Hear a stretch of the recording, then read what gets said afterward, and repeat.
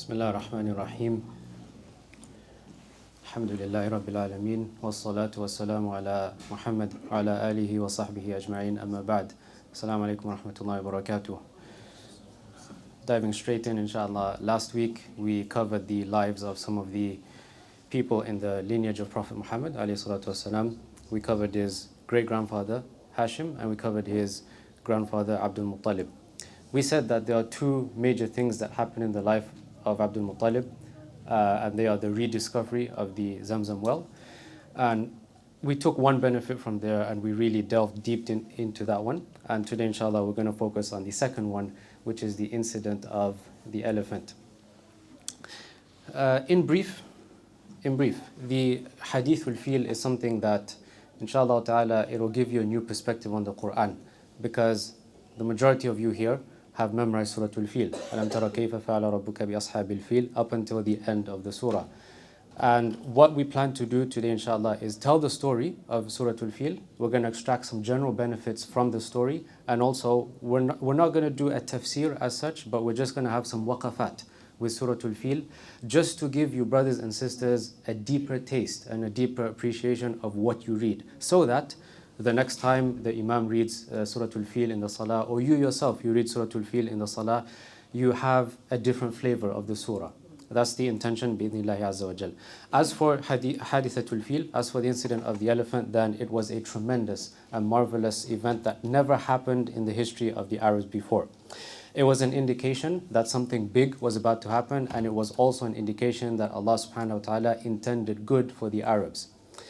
And the story is as follows. As many of you are aware, the main villain, if you want to call him that, is Abraha al-Ashram.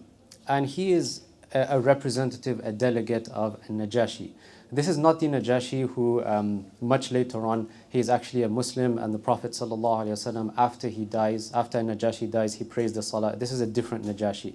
The Najashi is just the emperor of the Christian empire, or for that particular area.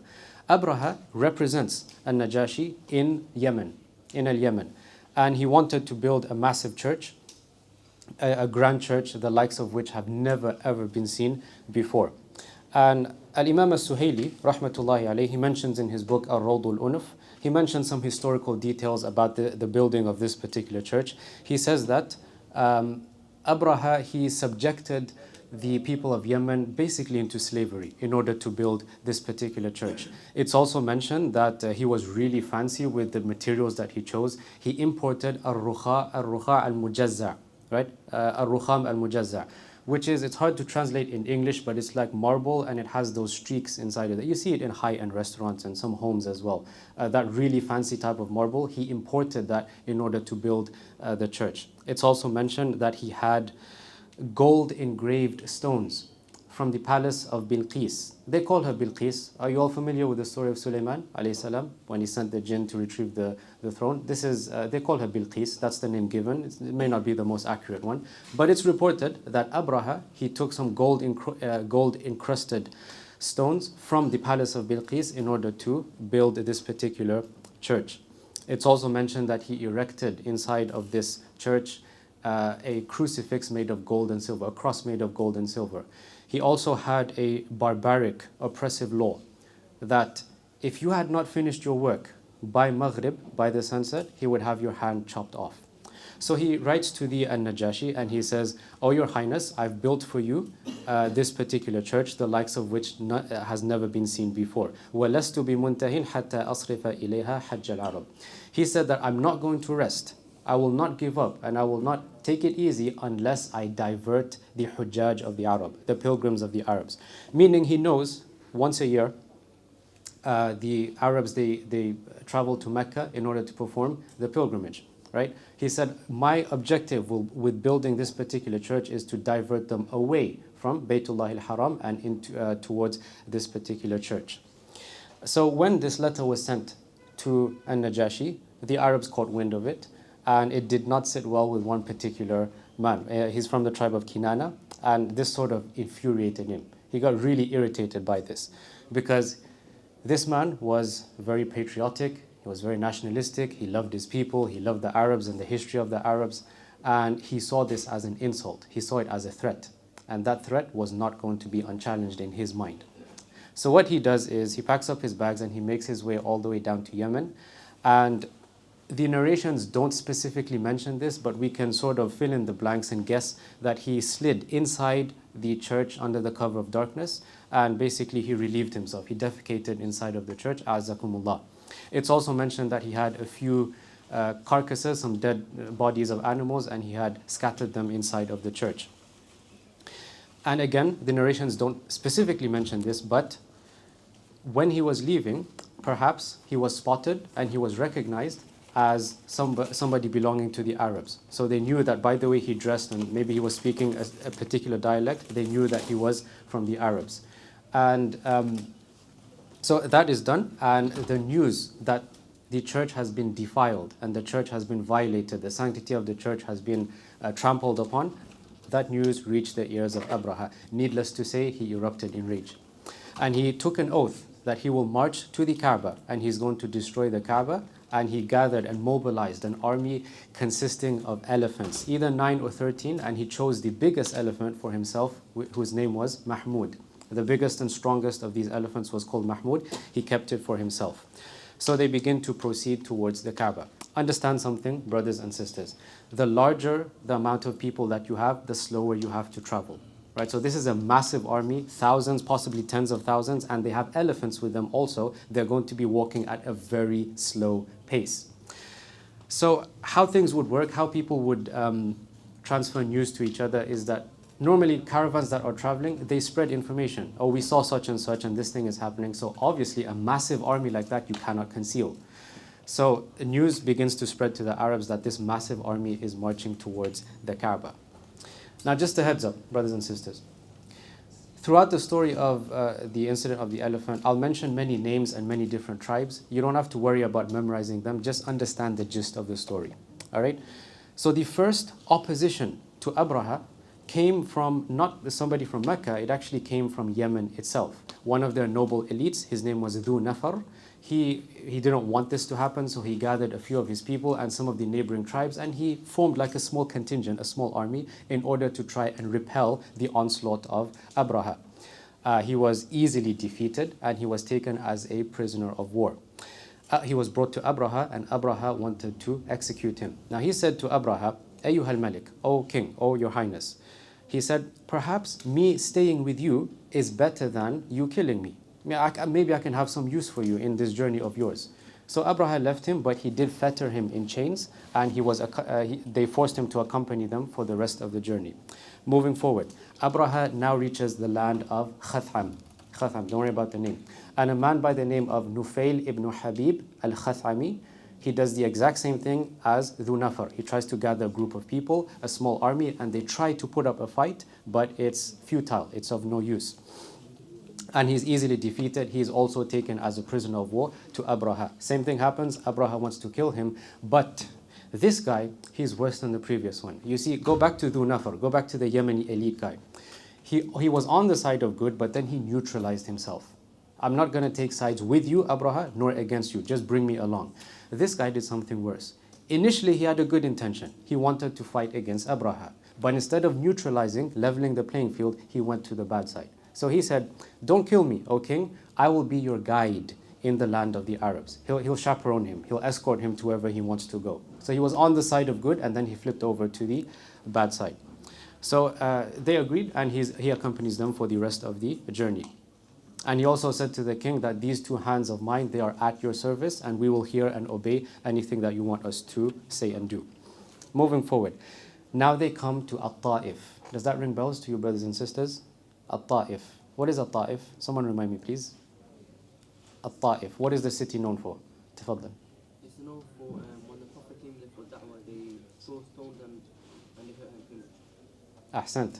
Just under 50 years later from this event, the Prophet ﷺ, he will try to plant the seeds of da'wah in At-Ta'if, and he will be brutally rejected, and he'll be humiliated and turned away, and as he is returning back to Mecca, they're pelting him with stones. This Ta'if, right?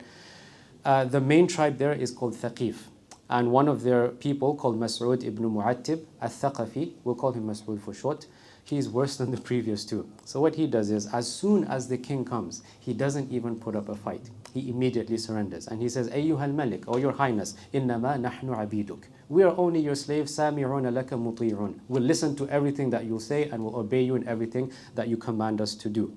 And then he says, Laysa indana laka khilaf. We don't have any rivalry with you. We don't have any competition with you. Basically what he's trying to say is we don't have beef with you. And then he says something which is very spineless, and subhanAllah, you think that he can't drop any lower, and then he does. And he says, وَلَيْسَ بَيْتُنَا هَذَا الْبَيْتَ الَّذِي تُرِيدُ يَعْنُونَ اللَّاتِ. Let me just explain something. The Arabs at the time had 4 major idols that they would worship. Do you brothers know what they are? 3 of them are mentioned in the Quran. One of them is mentioned, we mentioned it in our class. Tafadhal. I only know the 3. Good. Lat, Uzza, and Manat. Ahsant. We have Allat, Al-Uzza, and Manat. Anyone know the 4th one? We mentioned it in previous classes. Tafadhal, Shaykh. Hubal, Ahsant. Allat, Al-Uzza, Manat, and Hubal. Allat was situated in Al-Thaqif, in their tribe, and what they did was, instead of just leaving it as an idol, they built a structure around it, almost like a shrine, like a mausoleum. And they used to venerate this particular house the same way that they would venerate the Kaaba. Right? But unfortunately, that's how shaitan messes with people. Their love of their own idol and this particular house, it superseded, it exceeded the love of the Kaaba and the message of Ibrahim alayhi salam. So what they said was, if you think this guy could not stoop any lower, check out what he says. You don't want this house that's with us here that contains a Lat. The house that you actually want is over there in Mecca, and that's called the Kaaba. That's the place that you want to go. SubhanAllah. And I mentioned this because, do we have the same mentality within our ranks, within Muslims today? And sadly, the sad reality is that yes, we do. There are some people that they love particular things more than they love Allah subhanahu wa ta'ala or the Prophet sallallahu alayhi wasallam. I will get cancelled for saying this, but no problem. I will say it anyway. Young Muslim girls are falling head over heels in love with particular K-pop idols. Do you guys know what I'm talking about? Do you guys know Wagwan? You know, so I'm not going to mention it because we're inside the masjid, right? But subhanallah, they love these idols, so quote-unquote idols, more than they do Allah subhanahu wa ta'ala and His Messenger, and even their own parents. You guys know in the COVID pandemic, I seen some tweets, man, subhanallah. Some of these girls were saying, I would rather COVID affects my own parents rather than these people. Allahu musta'an. That's the tip of the iceberg, brothers and sisters.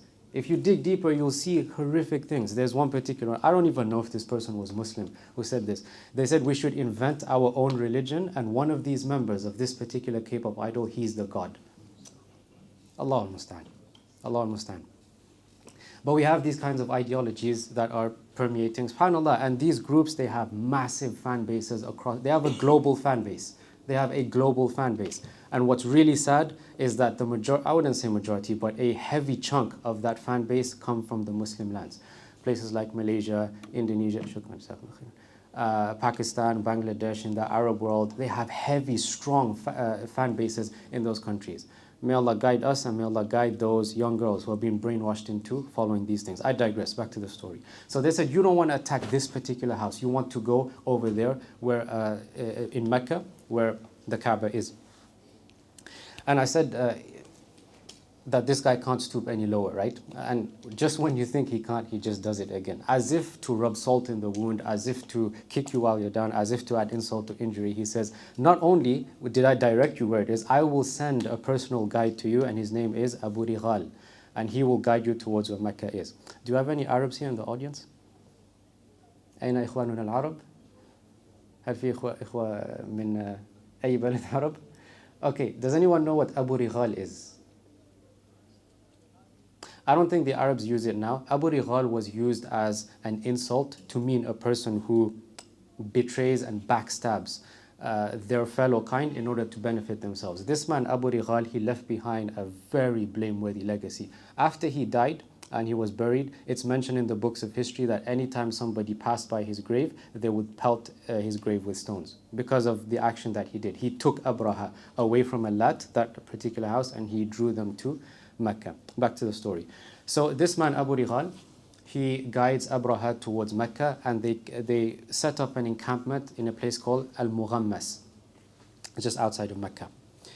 And when he set up camp here, Abraha orders some people, from his army, to go and raid and steal some of the cattle and livestock of the people of Mecca. Right, so he sends a person by the name of Al-Aswad ibn Maqsud, don't worry about the name. He sends him on his horse to go and raid and steal some of the people's cattle.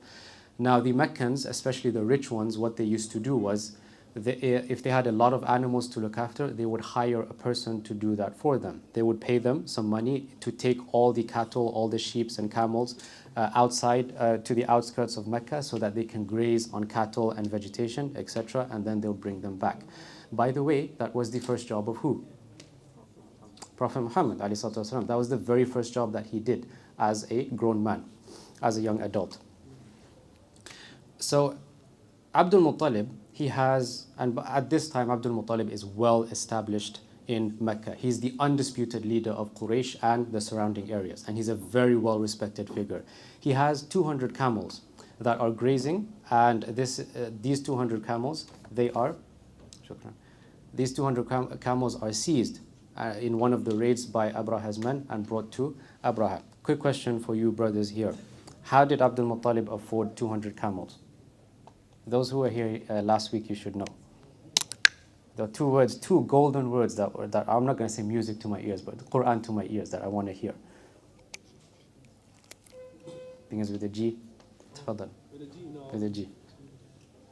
Generational wealth. Ahsant. Generational wealth. Hashim, remember, he instituted Rihlat al-Shita'i wal-Sayf, and as a result, his family after him, they inherited that wealth. Anyway, he has 200 camels. That's a lot of money. And that's taken and sent to Abraha.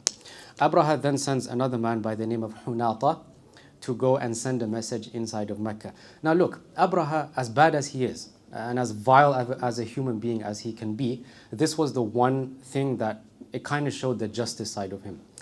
He sent that messenger to go and ask the people, who is your chief? And to send them the message that the king, he's talking about himself, Abraha, the king does not wish to engage in war with you. He is only here to destroy the house, and if anybody does not want to fight, we have no need of spilling your blood.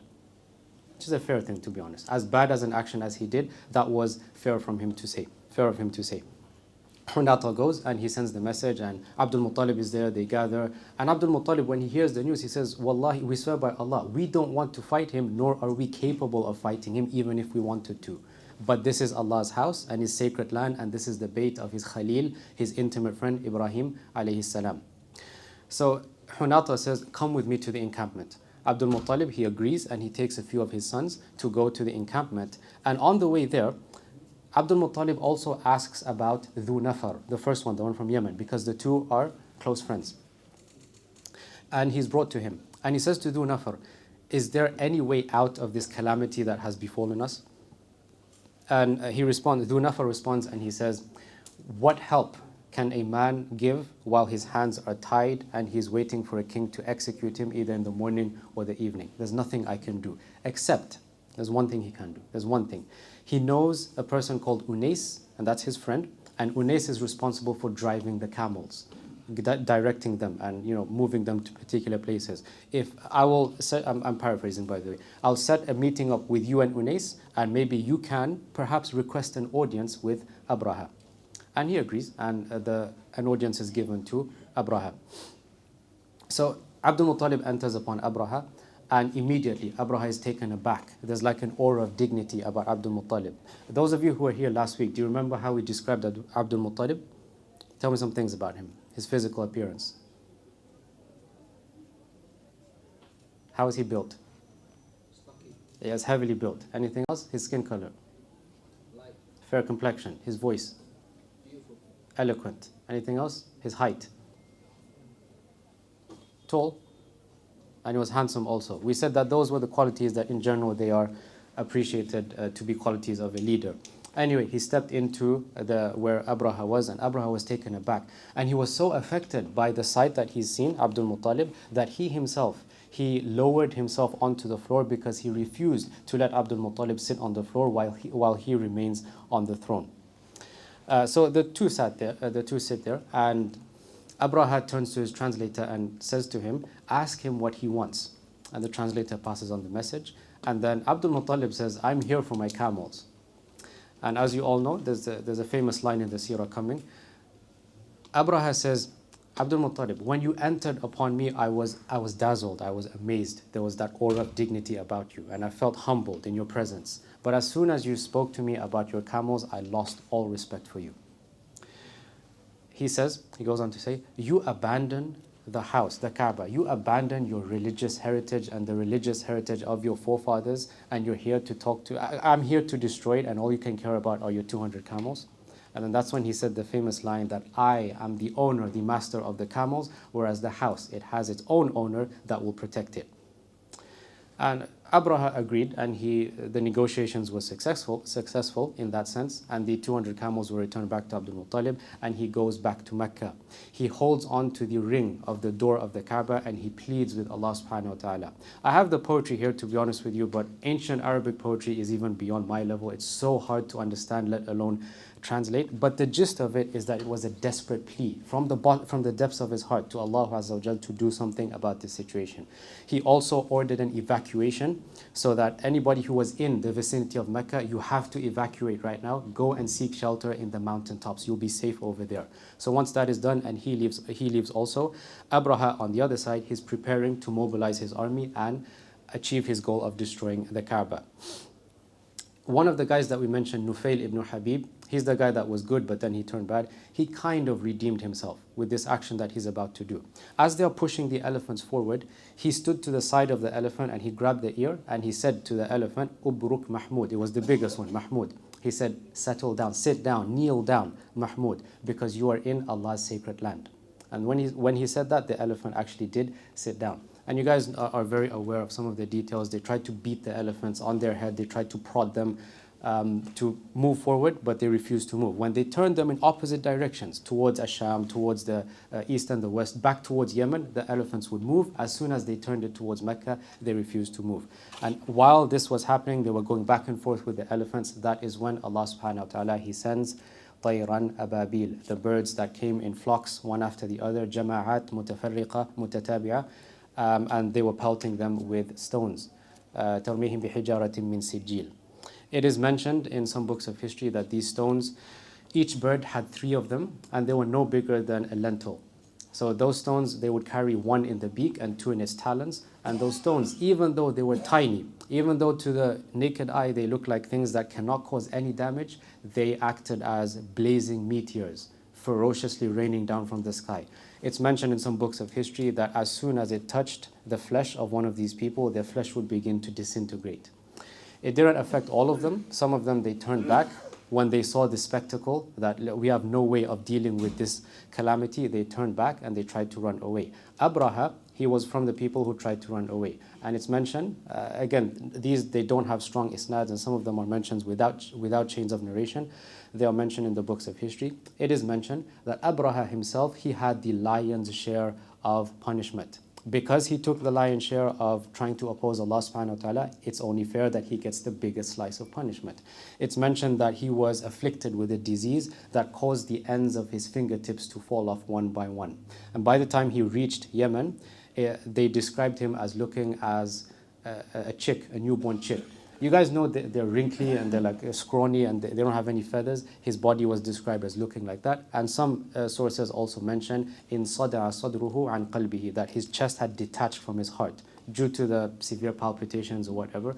Allahu A'lam as to these particular details. In any case, Abraha was destroyed and finished there and then. With this being done, the Arabs, they were already venerating the Quraysh, but their respect for them had doubled, and their respect for the house of Allah subhanahu wa ta'ala had also doubled. What we're going to do now is extract a few benefits from the story of Hadithatul Fil, inshallah, and if we have time, it's looking like we're not going to have time. If not, then we'll leave Suratul Fil for next week, inshallah ta'ala. I'm just going to skip ahead. I need a volunteer to read. Any brothers? Any brothers would like to volunteer to read? I can stay here if you want until somebody puts their hands up. Any volunteers? Omar, go ahead. Jazakallah khair. Thank you for saving me some embarrassment. Lessons from the incident of the elephant. Number 1, lead by example, not brute force. Lead by example, not brute force. Where do we get this from the story? What was Abraha's rule? If you don't complete your work, we're going to cut your hands off. That is not how you lead a nation. That is not how you lead a group of people. Now, you brothers here, you sisters on the other side, you're going to be leaders of your own families one day. And I'm an Islamic studies teacher and I deal with parents a lot. I cannot tell you how many times I have seen parents are so strict with their kids, yet they themselves are not practicing what they preach. They tell their kids to do A, B, C, X, Y, Z. They themselves, you look at their lifestyles, they're very lazy. Some of them don't even pray salah. They're telling their kids to pray salah. Make sure you pray your namaz, 5 daily prayers, right? They themselves are not praying their salah. Wallahu musta'an. You brothers here and you sisters on the other side, when you become leaders of your own families, lead by example. You want your kids to pray, you be on top of your prayer. Sisters, you want your daughters to grow up with haya and modesty, you lead by example, not brute force. Moving forward. Number 2, external beauty doesn't mean internal purity. External beauty does not mean internal purity. Such a relevant point. SubhanAllah. Where do we get this from the story? Abraha wanted to build a giant church that is embellished and is so luxurious, high-end, magnificent architecture, marble, all these different things. Your gold and silver cross in the middle. At the end of the day, what he is building is a place for people to commit shirk. Now take a lesson from that, brothers and sisters. Many masajid, I'm not going to say all, many masajid, they are very focused on the aesthetic appearance, the outer appearance of the masjid. Right? The grand architecture, state-of-the-art technology, and all those stuff are good if they benefit the believers, no doubt. But while they are doing this, they are not investing in people. They are not creating khutaba and ulama and muhaddithun and scholars of hadith and tafsir. They are not doing these things. They're just touching up the buildings and structures. This also applies to people. I'll probably offend a few people, but no problem. I think you guys know me by now. I'm quite a blunt person. External beauty does not mean internal purity. You brothers who are going to the gym, Allahumma barik, you have bulging biceps, you have washboard abs, you got the chiseled physique, Allahumma barik. That's all great. But if you can't lift up your blanket for Fajr and pray Salah in the Jama'ah, in the masjid, something is wrong with you. Why are you focusing on your external beauty and you're neglecting your internal purity? That's a problem. That same brother who goes to the gym is very strong, mashallah. His fingers can grip a dumbbell and bicep curl 20 kg, no problem. But those same fingers are scrolling on TikTok, watching scantily clad women dancing provocatively. Something is really wrong there. Focusing on the outside and neglecting the inside. The sisters also. How do we have some sisters going overboard, excessive in their outer appearance, yet their insides are messed up? How is a sister applying lip gloss and lipstick, but from those same lips come the most vile of speech? How does that work? How is a sister spending hundreds on serums and creams for her to get silky smooth skin, yet her heart is rough and infected with so many diseases? If you want to be beautiful, and I say this, don't misunderstand my words, please. I say this to the sisters who wish to beautify themselves for their husbands and in front of their maharim. As for anything other than that, that's totally haram. Totally haram. So don't misunderstand me. So if you want to do that, by all means do that. That's a great thing you're doing for your husband. Allahumma barik. But don't forget to purify your insides also. Moving forward. Number 3, don't allow people to control your emotions. Number 3, don't allow people to control your emotions. We get this from the man from Kinana. It irritated him, right? He couldn't sit still. Oh, this guy is building the church. I have to go and do something. Akhi, let me tell you something. I'm not older than all of you here, and I'm not younger either. I'm kind of in the middle. I haven't experienced all of life, but I can pass on a precious piece of wisdom to all of you brothers here. Never give anybody the key to your emotions. Don't ever do that. You will live peacefully. You'll sleep peacefully at night. What do I mean by that? Specifically for people who get angry very quickly. Brothers, sisters, do you know if you're that kind of person? You get angry, easily irritated. What you are doing is making yourself a sitting duck. You're open prey. Anybody can come, mess with your mind, and they can manipulate your emotions through the door of anger. Don't let people do that, man. Don't ever let people do that. I gave you guys an example from my own home country. By the way, for those of you interested, I'm from a country that you probably never heard of before. Any of you brothers know? Begins with an M. It's an island. Mauritius. Mauritius. I'm from Mauritius. Back home in Mauritius, in my home country, They have this thing, and I'm sure you might have similar things in your cultures. They have this thing that if we want to have a grand wedding, they'll light up the entire house, and they'll hire entertainment and that kind of stuff. And then they won't light up the house, they'll light up two, just in competition with the other person. Then the other neighbor sees it, and eventually what you have is an entire block of houses illuminated for that particular purpose. It's like, subhanAllah, man, you couldn't just let it go. Just have a nice, humble celebration. Whatever other people are doing, just brush it off, man. You don't have to do that kind of stuff. But people are like that. And they're starting to do these things with qurbani. You guys know udhiyah, Eid al-Adha, when we sacrifice. And back home in my country, I've heard that now they're competing with each other just for show. You slaughtered one cow, I'm going to slaughter two. This cow costed that much, so I'm going to buy a cow that's more expensive than yours just so I can show it off to the people. Allah al-Musta'an.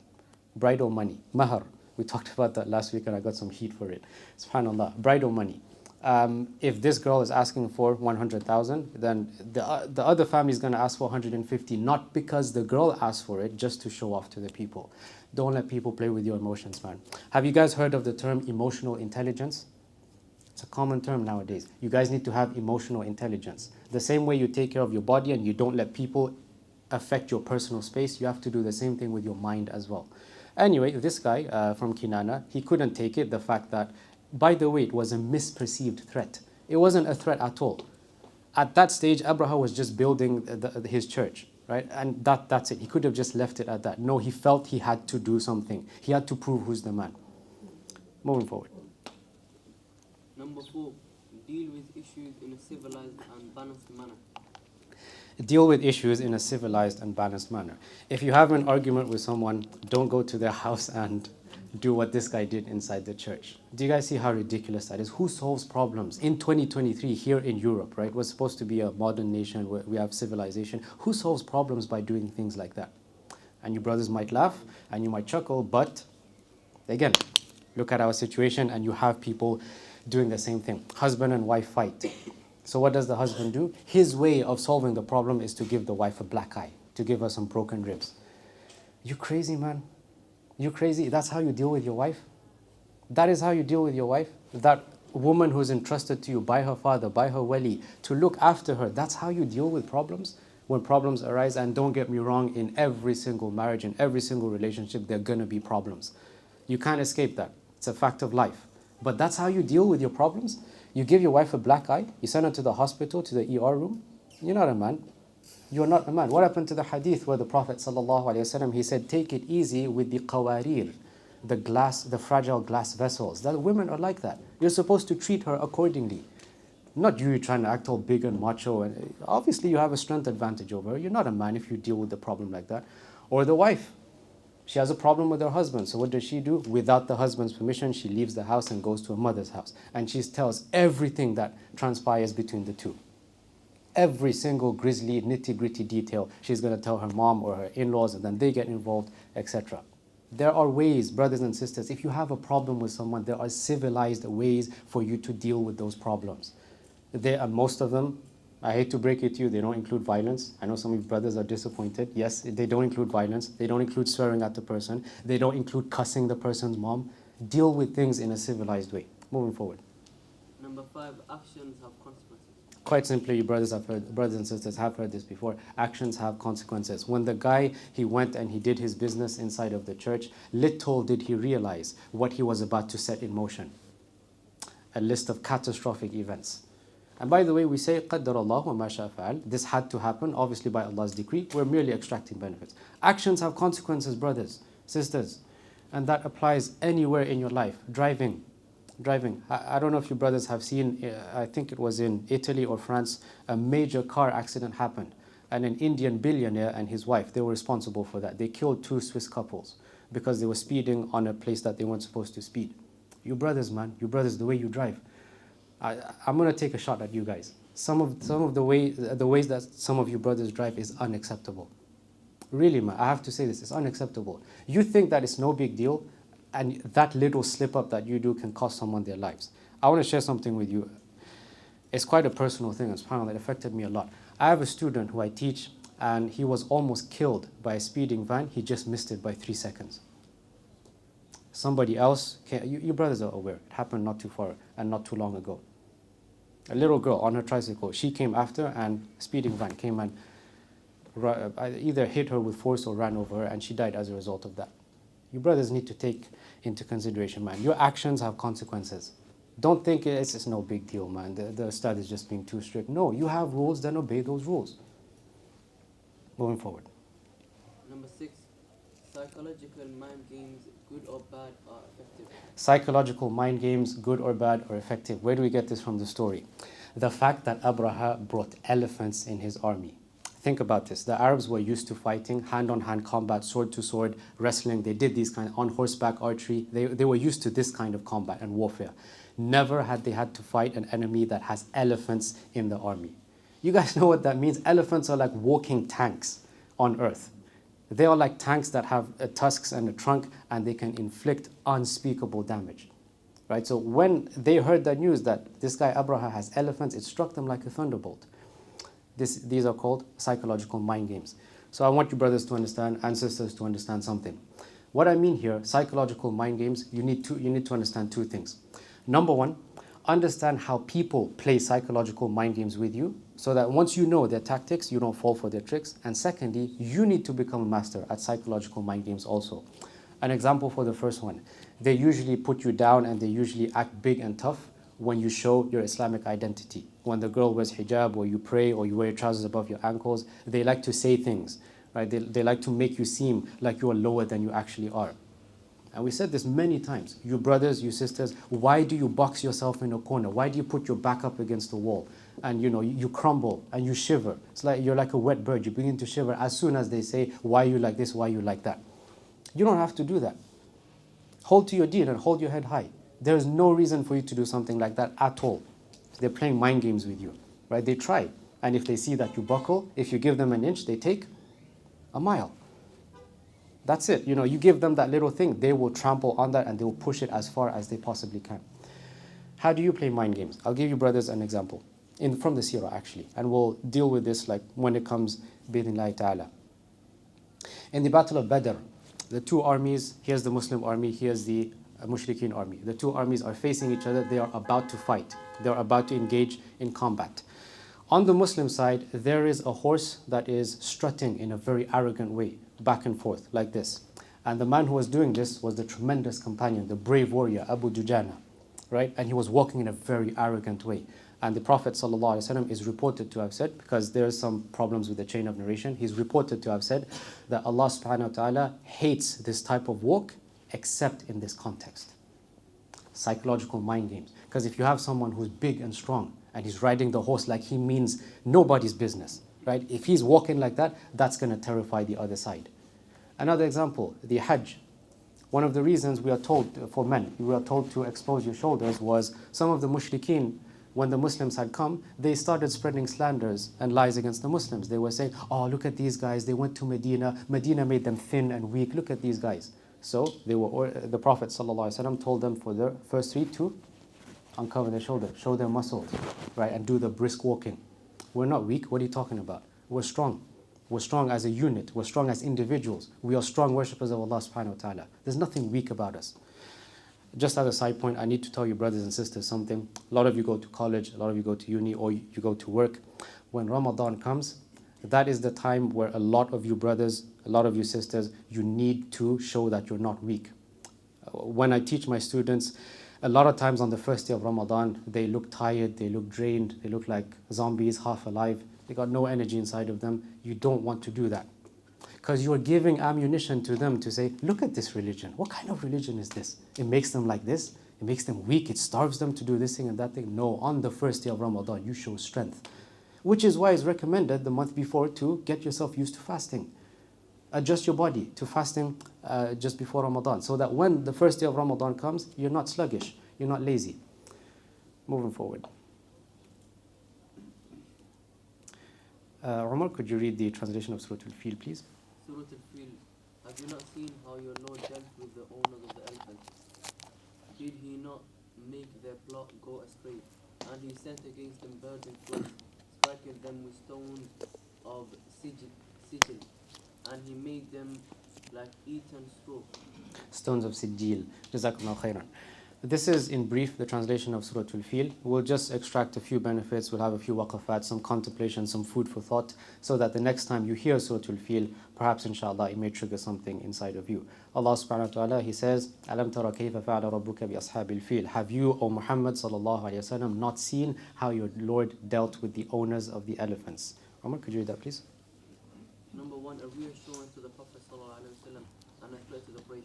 The first ayah is a comforting, soothing reassurance to the Prophet ﷺ, and at the same time it's a strong threat against the Quraysh. As if to say, O Muhammad ﷺ, just as I protected the house from the people of the elephant, I shall protect you and your divine message that you will spread to the people.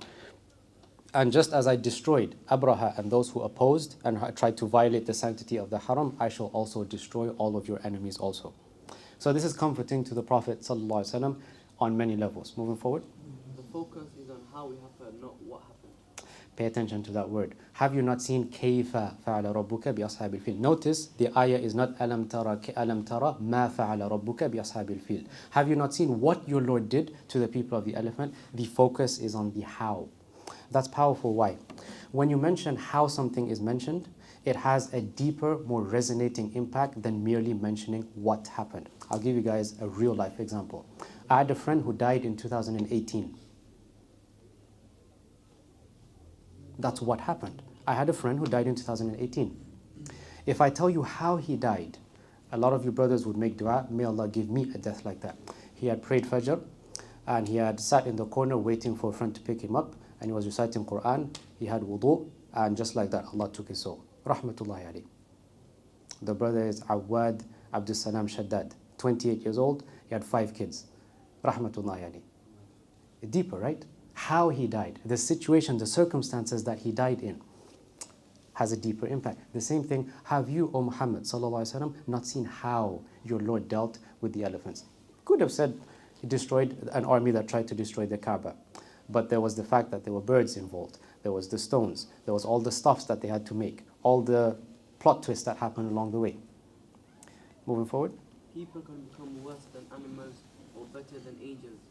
Why were they called the people of the elephant? Why weren't they called the army of Abraha?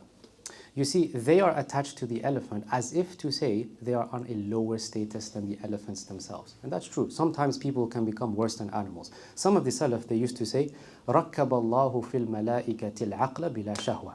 That Allah subhanahu wa ta'ala, He created the angels to have aql, to have faculties, but they have no shahwa, no desires. وَفِي الْبَهَائِمْ الشَّهْوَةِ بِلَا عَقْلٍ.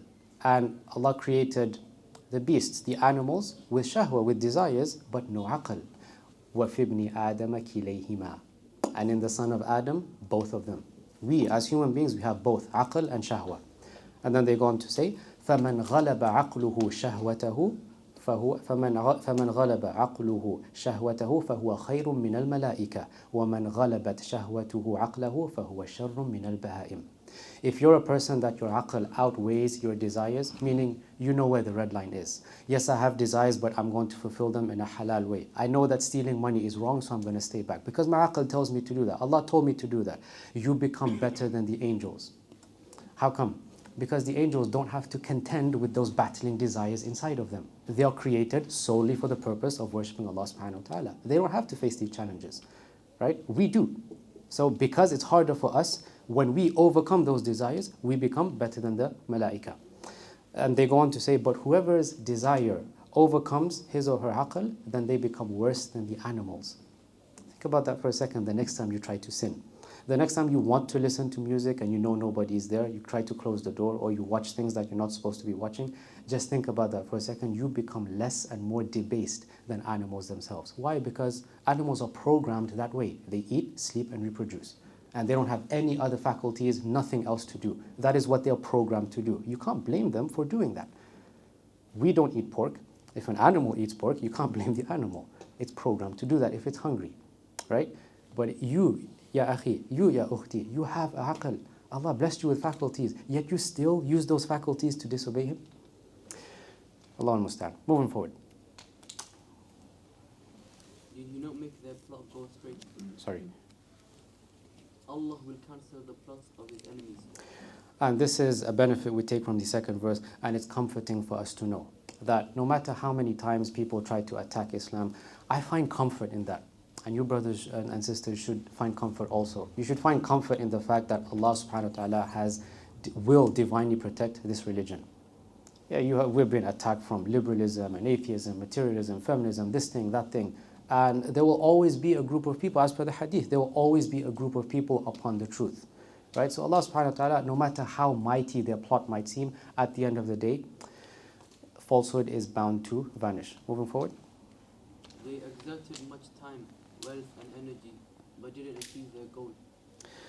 In business, if you invest something and you get something in return and you make more, this is called profit. When you invest something and you make the same amount that you invested, this is called breaking even. If you invest a lot more but you lose something, what's that called?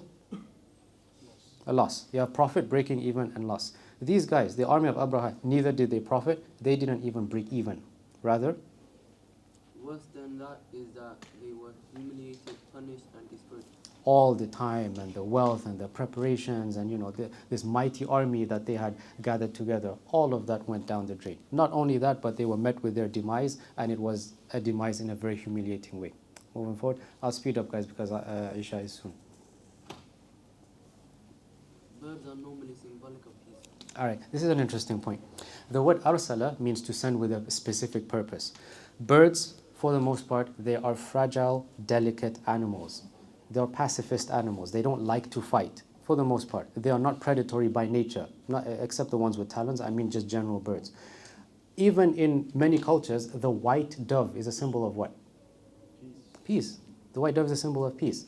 So it's very strange and very out of the ordinary, it's very bizarre that the animal responsible for the downfall of Abraha's army are actually animals that are related to peace. And there's a benefit in that. We'll get to that in a second. Although small, the stone caused immense damage. As we mentioned, right, even though they're small to the human eye, they functioned as blazing meteors that caused meat of its victims to disintegrate. Moving forward. This shows that all of creation is under the control of Allah Azza wa Jal. The first 2 points, brothers and sisters, it leads to this point here. You brothers know that there are major signs of the Day of Judgment and there are minor signs of the Day of Judgment. When you look at some of them, they really show you a very bizarre spectacle. Things that you think are this way, they are the complete opposite. Some examples. Mountains. Mountains are known to be firmly grounded, well anchored towards the ground, right? They are symbols of being resolute and strong. On the day, or from the signs of the Day of Judgment is that they will become وَتَكُونُ الْجِبَالُ كَالْعِهْنِ الْمَنْفُوشِ. Wool that is just flying around. Something that's meant to be rock solid, anchored in place, will become like wool. The sun. إِذَا الشَّمْسُ كُوِّرَتْ. The sun is something that illuminates the universe. Without any exaggeration, it illuminates the universe. إِذَا الشَّمْسُ كُوِّرَتْ. As the scholars of tafsir mentioned, the sun will lose its light. إِذَا الشَّمْسُ كُوِّرَتْ وَإِذَا النُّجُومُ انكَدَرَتْ. Stars that you see as adornments in the sky, they will fall and they will plummet.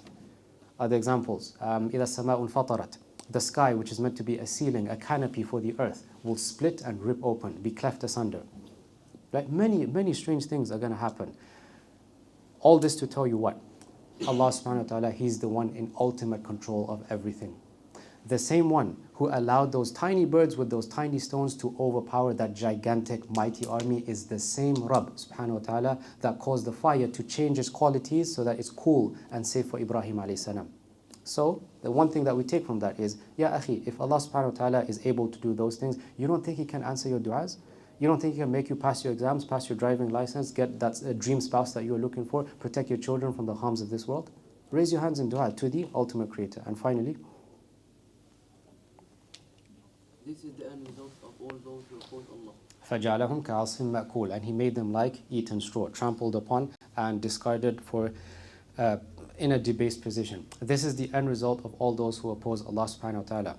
To conclude, guys, brothers and sisters, before we do the quiz, I want to share with you a story by one of the students of Shaykh Ibn Uthaymeen. He's an Egyptian Shaykh, he's a da'iyah, a caller to Islam, very active. May Allah bless him in his work. He mentions a story that happened in the Haram. You guys know inside of Masjid al-Haram, there are some of the police officers or some people, they are responsible for preventing fitna. In the tawaf area, men and women can mix, and to the best of their abilities, what they do is they try to separate them, or the women who are not properly covered, they say, sister, cover up, and they try to avoid fitna as much as possible. One of these workers, he sees a girl who's from the Khalij, from the Emirates, and she's not really dressed properly, and she's on the phone, and she's speaking with a loud voice, and she's giggling and laughing. Quite naturally, that's attracting the attention, unnecessary attention of some of the men. So this officer, he goes up to the lady and says to her, "Ittaqillah, fear Allah. You're inside the haram, so lower your voice a little bit and cover yourself up." So the lady takes down her phone, and she says, "Can I help you?" The officer repeats one more time, "Ittaqillah, fear Allah. You're inside the haram. Put your phone away. Cover yourself up." And she's being a bit resilient, and she says, "What business is it of yours?" With those exact words, "What business is it of yours?" And the officer says to her, "Are you not scared of death?" He's trying to remind her that, listen, you're in the haram, you're supposed to be here doing umrah, fear Allah subhanahu wa ta'ala. Are you not scared of the angel of death? And what she said sent a shiver down the officer's spine. She said, "Let the angel of death wait for me at Bab al-Tis'a, the ninth gate." You guys know the haram is humongous, right? There are many different entrances. She came from gate number 8, and in a mocking and jesting way, as a way to challenge what this man was trying to tell her, "Yeah, let the angel of death wait for me at gate number 9. Some time goes by, and this officer, he makes plans to meet with one of his friends and one of the officers to drink tea, and Allah decreed that he would have to pass by gate 9. As he's walking there, there's a humongous crowd, there's some kind of commotion going on. When he breaks his way through the crowd, what does he see? That woman there, and she is dead. The woman challenged Allah subhanahu wa ta'ala, and Allah accepted her challenge. You never want to be the kind of person who challenges Allah subhanahu wa ta'ala. Now you brothers here are saying, well, sisters, you say, "I'll never do that. I'll never do that." You might not do it directly, but indirectly. When people are advising you, "Dear brother, dear sister," we don't know how many times we want to tell you. When somebody advises you that you're doing something wrong, it's because they love you and they care for you. It's not because they want to put you down, they want to be a haram police and all that stuff. They genuinely care for you and they care for your akhirah. So brothers, sisters, the next time somebody gives you advice, the next time somebody gives me advice, what we have to do is humble ourselves, especially if what they're telling you is backed up by the Quran and the Sunnah. Those are two sources that you don't want to be opposing. نكتفي بهذا القدر, and we only have 3 questions for the quiz inshallah, and I will switch off the microphone after I read out the questions. First question: explain what you understand by external beauty does not mean internal purity. Question number 1: explain what you understand by external beauty does not mean internal purity. تفضلوا. Be my guest. Beauty has to be from the inside, not the outside. Give me some examples, Akhi.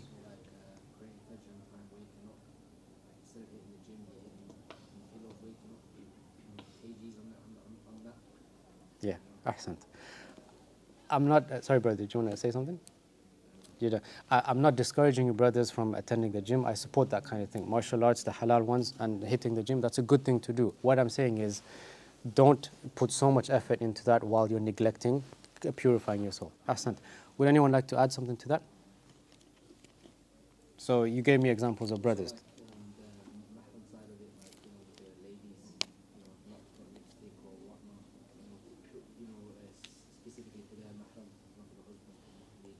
Ahsant. Ahsant. Applies to both. Akhi, Ali, do you want to say something? Diseases of the heart? Diseases of the heart, yes. That comes under internal purity. Moving forward. Leave this one because I had to delete it from the original slide. And the third one: how can people become worse than animals or better than angels? Question number 3, we skip number 2. How can people become worse than animals or better than angels? Question number 3, how can people become worse than animals or better than angels? Abdul Malik. I remembered your name, right? Abdul Malik, go ahead. Since Allah gave mankind intellect and desires, so angels, as the scholars have said, they have intellect but they lack desire, and animals on the other hand, they have desires only and they follow them, and they don't have any intellect to think for themselves. So Allah has blessed the human with both intellect and desire. So if he chooses to uses intellect and put away his desires and overcome them, and he becomes higher than the angels.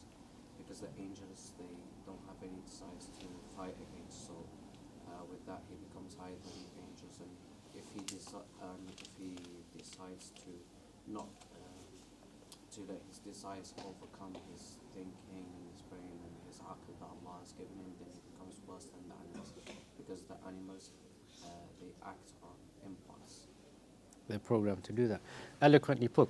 Eloquently put. Akhi, would you like to give the seventh next week? Would you like to sit here? I like the way he speaks. Allahumma barik. Wa iyak. Jazakumullahu khairan. Today, where's the gift?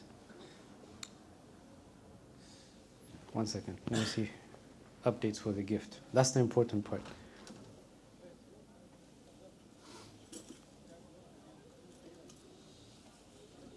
Okay, the gift today are the three perfume bottles.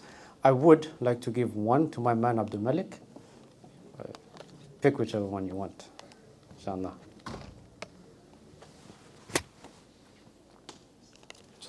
Wa iyyak. And the other one is for my brother in the white thobe and the shimagh. Jazakallah khairan. I appreciate your contributions. Mubarak akhi. Well, yeah, take both, yeah. Oh, no, give it to somebody else. Give it to somebody else. Yeah. You two are the only ones answering the questions. Someone else deserves it. Ali, تفضل. There you go, my man. وإياك. هذا وصلى الله وسلم وبارك على نبينا محمد وعلى آله وصحبه أجمعين. السلام عليكم ورحمة الله وبركاته.